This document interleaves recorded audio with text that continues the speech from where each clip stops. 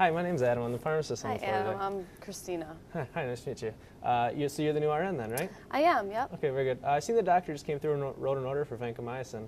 I heard you have some questions about that? I did. I'm just not really familiar with administering and exactly how to go about checking levels and things like that. Yeah, no problem. Yeah, let's talk about the administration, the monitoring, and what we need to go through. Is that okay? Do you got a few minutes for that? I do, actually. Is it okay if I take some notes as well? Yeah, absolutely. Okay. Okay, so just a little background. Vancomycin is an antibiotic. It's going to inhibit the cell wall synthesis of the organism, so it'll help improve our patient. Okay. What do you know about the infusion rate of this medication?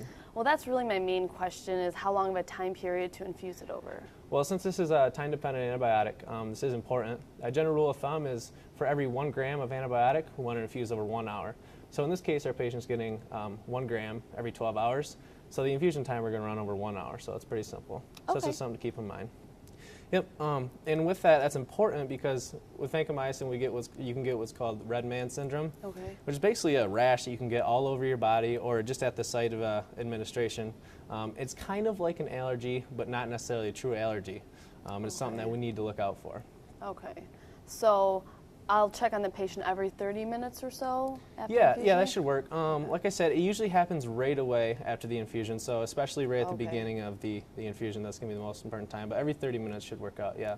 Another thing with this, too, is to take close look to the input and output, the eyes and nose, for the patient, because this medication can be toxic to the kidneys, so if we notice a sharp drop-off in the eyes and nose, that's something we're going to need to know about right away. Okay.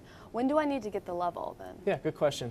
As far as getting a level with this antibiotic, this is, like I said, a time-dependent antibiotic, so we're going to draw levels right before we administer the next antibiotic. You want to do this because if you hang the bag and then draw the level, the drug serum level is going to be way higher than we're going to get a false level, and it's not going to tell us anything. Okay.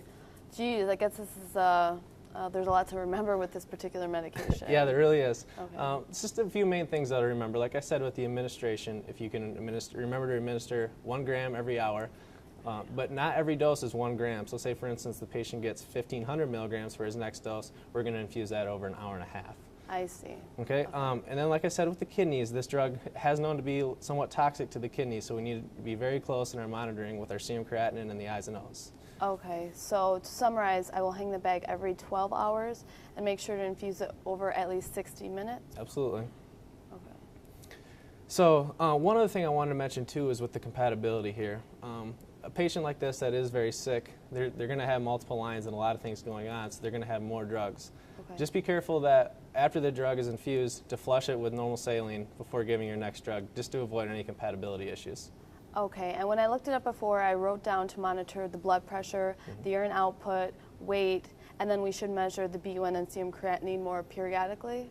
Yep, that's very true. In this patient, we're probably going to monitor that every day. The weight is important too, because with fluctuations, that could potentially change the dose and bump us up to a larger dose like we were talking about. Okay. And the blood pressure, like you said, could be associated with the red man syndrome, so you could notice some hypotension or a decrease in their blood pressure. Got it. So what other questions did you have? Is there anything else you want to know about vancomycin?